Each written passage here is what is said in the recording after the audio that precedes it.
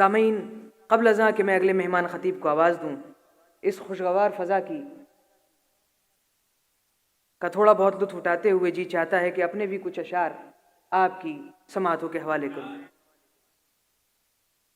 کیا کہوں تم سے کہ کیا ہے کار فرمائی یہ عشق، کیا کہوں تم سے کہ کیا ہے کار فرمائی یہ عشق، لوح عالم پر ہوئی ہے خامہ فرسائی یہ عشق، اور کوئی معنی ہی نہیں اس نقطۂ ایجاد کا، کوئی معنی ہی نہیں اس نقطۂ ایجاد کا، ماں سوائے اہتمام جلوہ آرائی یہ عشق، ماں سوائے اہتمام جلوہ آرائی یہ عشق، اور دیکھنے والوں ذرا تیرا رجب کی صبح کو، شعر سماعت کریں اب آپ۔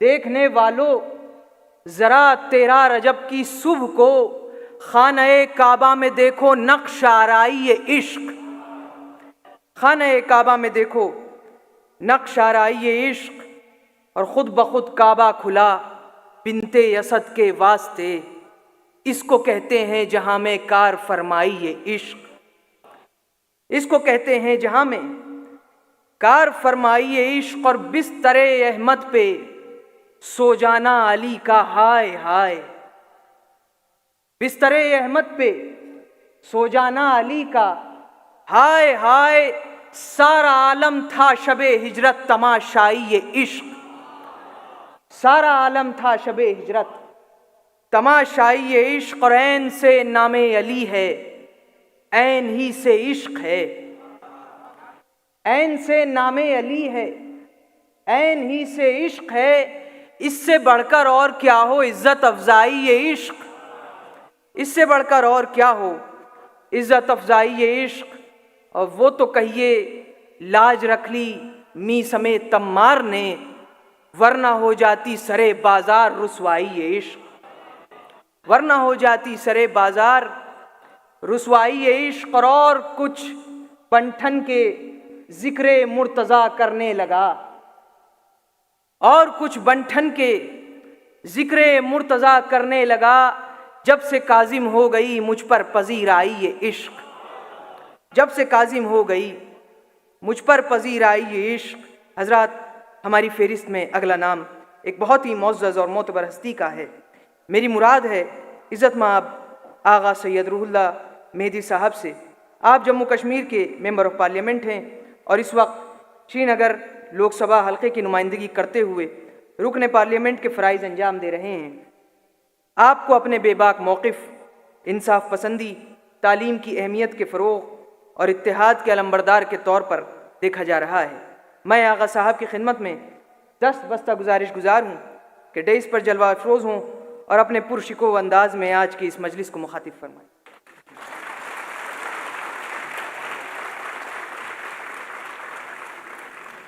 بسم اللہ الرحمن الرحیم، الحمد للہ رب العالمین، والصلاة والسلام علی خیر خلق محمد وآلہ الطیبین الطاہرین، اما بعد، قال اللہ تعالی فی محکم کتاب مبین، بسم اللہ الرحمن الرحیم، لکل جعلنا منکم شرعۃ ومنہاجا ولو شاء اللہ لجعلکم امۃ واحدہ ولکن لیبلوکم فیما آتاکم فاستبقوا الخیرات۔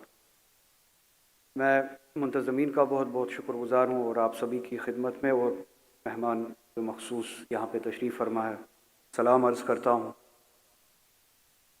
وقت زیادہ گزر چکا ہے، تاخیر سے چل رہا ہے، جتنا وقت مقرر تھا اس سے زیادہ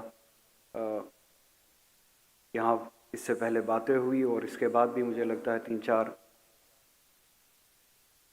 مہمان حضرات ہیں جن کی تقریریں ابھی ہونی باقی ہے۔ میں آپ سے زیادہ وقت نہیں لوں گا، اپنی بات کو بہت کوشش کروں گا بہت کم وقت میں سمیٹ لوں، اور آپ سبھی کی زحمتوں کو تمام کروں۔ بہت اچھی بات ہے کہ دہائیوں سے علی ڈے اس یونیورسٹی میں منایا جاتا ہے، اور اس دن کا انعقاد کر کے اس نام کے حوالے سے باتیں ہوتی ہے، نظمیں پڑھی جاتی ہے، خیالوں کا تبادلہ ہوتا ہے، اور اس سال بھی الحمدللہ ہم سبھی کو خداوند تعالیٰ نے یہ توفیق عطا کی کہ ہم اس محفل میں شامل ہو اور ہمارے نام اعمال میں بھی اس طرح کی خدمت یا عمل لکھی جائے۔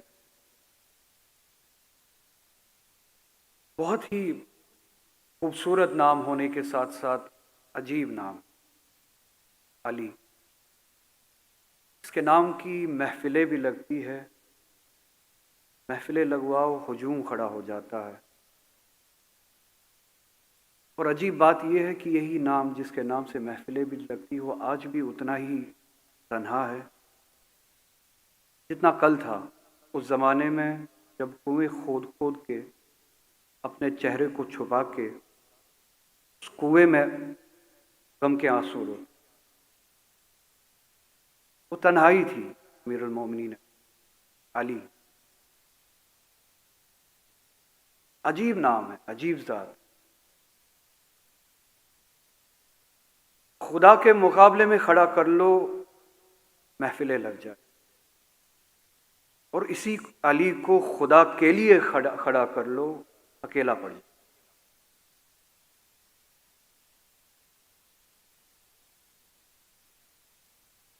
خیبر اکھاڑ والو محفلیں لگ جائے گی، اسی علی کے ہاتھوں اپنے نفس کے سر کو کٹوا لو علی اکیلا پڑ جائے گا۔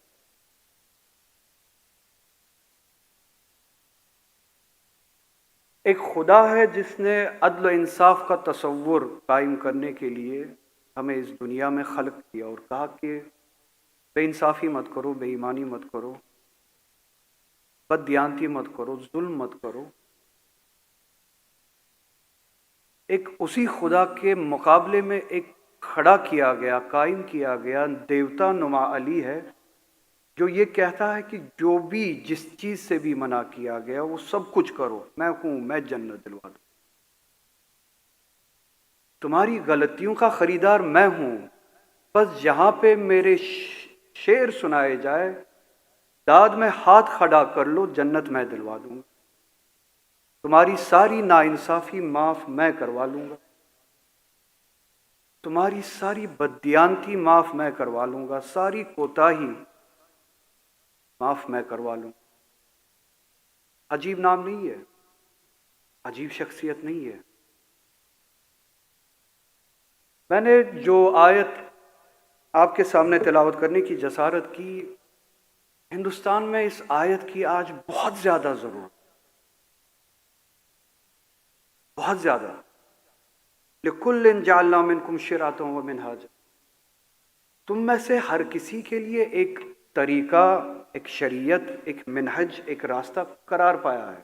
خداوند تعالیٰ کہتے ہیں کہ میں نے قرار کیا،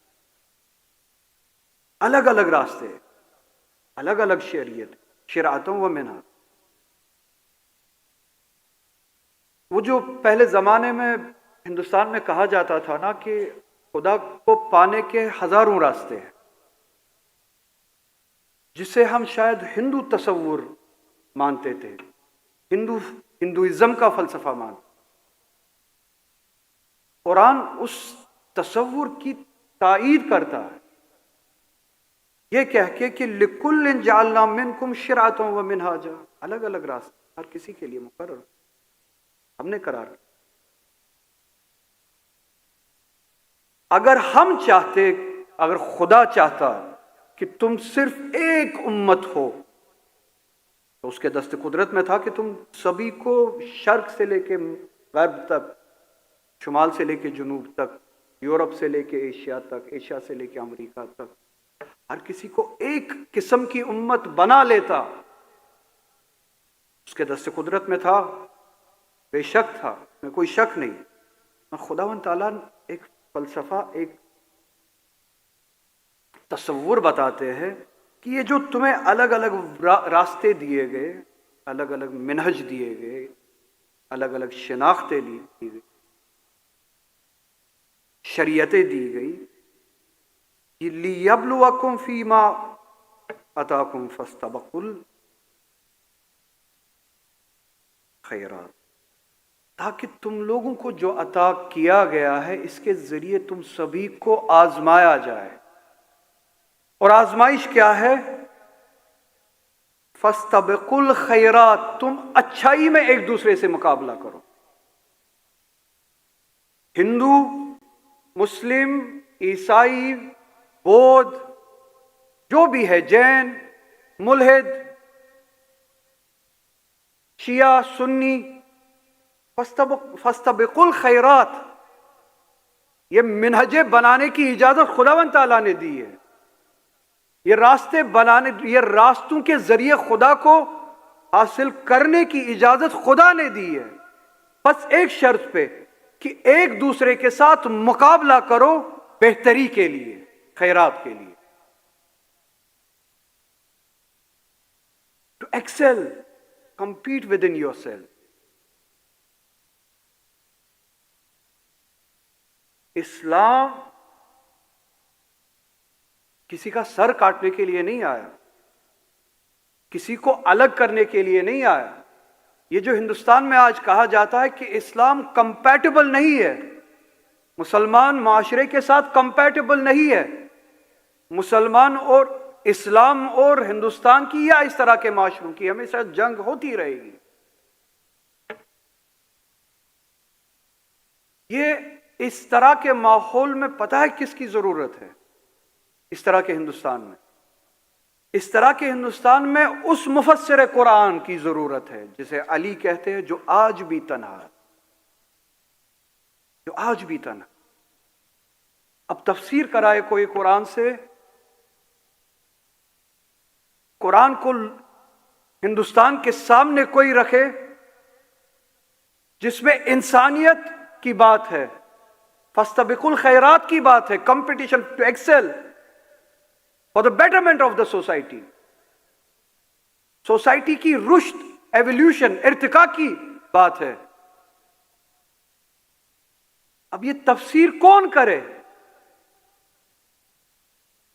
یہ تفسیر کرنے کی گنجائش ایک علی میں تھی، مگر افسوس وہ علی آج بھی تنا ہے، اسے ہم نے تنا، اسے ہم نے گوشے میں. ایک دیوتا نما علی تیار کیا گیا ہے، ایک علی جو خدا نے بھیجا، ایک علی جو ہم نے بنایا، اسی علی سے ایک دیوتا نما علی، جس دیوتا نما علی کے بوجھ کے نیچے اس علی واقعی کو دفنایا گیا. اتنا کہ آج بھی اس کی بات کوئی نہیں سن رہا، نہ سنا پا رہا. قرآن جب یہ کہتا ہے کہ تم سبھی الگ الگ قومیں جو ہو، یہ سبھی خدا کی قومیں، ایک واحد حقیقت کی قومیں، ڈھونڈو اسے. مختلف شرعت، منہج، ڈھونڈو اسے. اس کے ڈھونڈنے میں ایک دوسرے کے ساتھ مسابقت کرو، کمپٹیشن کرو. کاش علی سے پوچھا ہوتا تو علی جواب دیتے کہ دو قسم کے انسان ہیں. اے مالک اشتر، جس مالک اشتر کو لکھی ہوئی نصیحت در حقیقت ہمارے لیے تھی. الناس صنفان، اما اخ لک فی الدین و اما نظیر لک فی الخلق. انسان دو ہی قسم کے تو ہے، دو سے زیادہ نہیں ہے. یا دین میں تمہارے بھائی ہے، تمہارے جیسے دیندار ہے، یا انسانیت میں تمہارے برابر. اس سے زیادہ کوئی رشتہ ہی نہیں ہے تمہارا انسانوں کے ساتھ، اور اس سے کم کوئی رشتہ نہیں ہے تمہارا انسانوں. دو ہی تو طریقے ہیں علی کے مکتب میں انسان کو دیکھنے کے. نہ ہندو، نہ مسلم، نہ سکھ، نہ عیسائی، نہ بودھ، نہ جین، نہ شیعہ، نہ سنی. یا دین میں تمہارا بھائی یا انسانیت میں تمہارا برابر. ہر دو صورت میں اس انسان کے حقوق برابر کے ہیں، برابر کے ہیں، نہ کوئی کم ہے نہ کوئی زیادہ حقوق. اس علی کے لیے کتنے ہاتھ اٹھتے ہیں آج ہمارے معاشرے. جو علی یہ کہتا ہے کہ انسان کا بنیادی اثاثہ اور انسان کے بنائے ہوئے معاشرے کا بنیادی اثاثہ العدل اساس الملک. یہ جو معاشرہ بناتے ہو، سلطنتیں بناتے ہو، حکومتیں بناتے ہو، اس کا بنیادی اثاثہ، اگر وہ اثاثہ ہے تو میرا معاشرہ ہے، اگر وہ اثاثہ نہیں ہے تو میرا معاشرہ نہیں ہے. والعدل، وہ عدل ہے، انصاف ہے، justice. Society built on the values of justice. یہ علی کا معاشرہ ہے. اس سے زیادہ کوئی لینا دینا نہیں ہے کسی دیوتا نما علی کے ساتھ علی کا. اور اگر یہ عدل گم شدہ ہو اس کو قائم کرو. کونوا قوامون بالقسط، یہ قرآن کا حکم ہے نا. ولو علی انفسکم، اگرچہ وہ تمہاری ذات پہ ہی کیوں نہ ہو، اگر وہ عدل انصاف تم نے ہی کیوں نہ دبایا ہو، اس عدل اور انصاف کو زندہ کرو، چاہے خود کو مارنا کیوں نہ، اور اس عدل و انصاف کو زندہ کرو. اس علی کو کون جانتا ہے؟ اس علی کے لیے کتنے ہاتھ کھڑے ہوتے ہیں؟ جو علی یہ کہتا ہے. اچھا، گاندھی جی کا ایک مشہور واقعہ ہے، یا اصول بھی اسے کہا جا سکتا ہے. جب یہ ہندوستان اور پاکستان کی تقسیم ہوئی اور کشمیر پہ جو حملہ ہوا قبائلیوں کا، یہ ہندوستان اور پاکستان کے بیچ میں جو جنگ چھڑی، جو تقسیم کا جو پیسہ بنتا تھا وہ روکا گیا ہندوستان کی طرف سے پاکستان کی. آپ سبھی جانتے اور مجھ سے بہتر جانتے. تو گاندھی جی نے تاریخ لکھتی ہے کہ اعتراض کیا، شاید انہوں نے وہ بھوک ہڑتال بھی کی اس پہ. میں کے لیے نام حل کیا جا تو میرے ذہن میں نہیں آ رہا، انشن یا اسی طرح کو. اور یہ کہا کہ پاکستان کو ان کا پیسہ دیا جائے. انہیں یہ کہا جاتا تھا کہ نہیں، اس وقت کیونکہ جنگ ہے، یہ اس پیسے کا استعمال ہمارے خلاف ہو سکتا ہے، اس وقت نہ دیں. گاندھی جی نے یہ کہا کہ نہیں، یہ انصاف کے خلاف بات ہے، اصولوں کے خلاف بات ہے، ان کا پیسہ انہیں دیا جائے. خیر، ان کے اصول تھے، اس پہ عمل ہوا یا نہیں ہوا وہ بعد کی بات. مگر ایک نوحہ خان سے زیادہ مجھے اس معاملے میں گاندھی جی امیر المومنین علی کے زیادہ قریب لگے.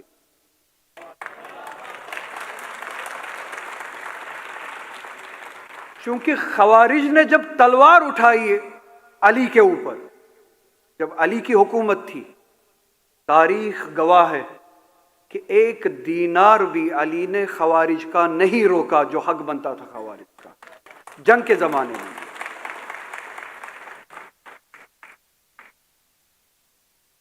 صفین کا پانی کا واقعہ آپ کے سامنے ہے. پانی طرف مقابل کے قبضے میں ہے، پانی روکا گیا. وہی پانی جب علی کی لشکر کے قبضے میں آیا، وہی پانی فراواں رکھا گیا لشکر مقابل کے لیے. اور جب یہ اعتراض بھی کیا گیا کہ انہوں نے ہم پہ پانی بند کیا ہے، اب ہمارا وقت ہے، ہماری باری ہے، اب ہمیں چاہیے کہ ان پہ پانی بند کرے، سبقت مل سکتی ہے.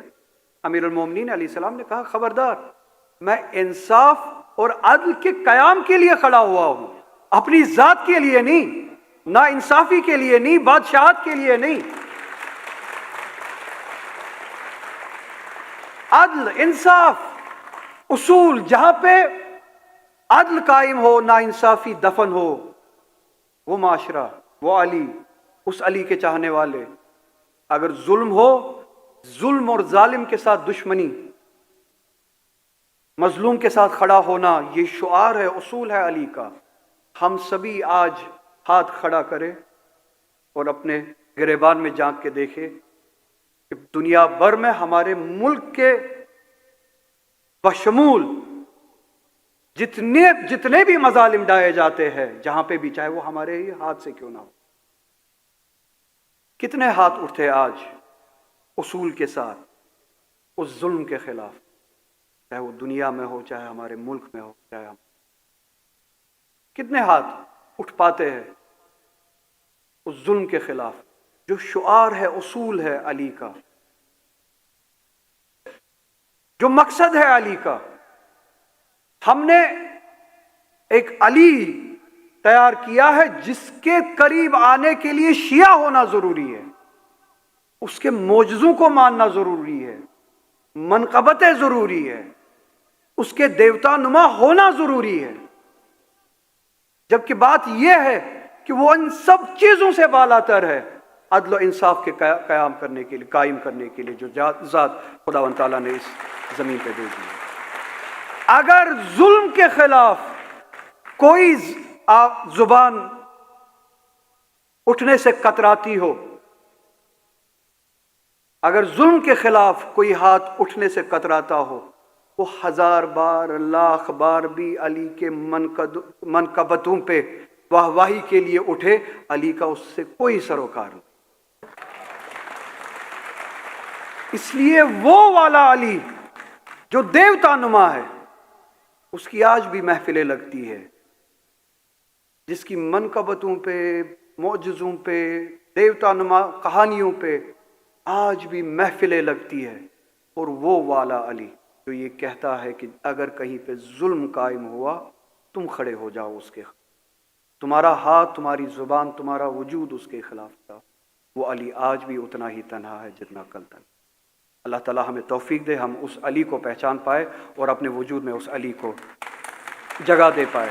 اللہ تعالیٰ آپ کی کوششوں کو قبول کرے۔ السلام علیکم ورحمۃ اللہ۔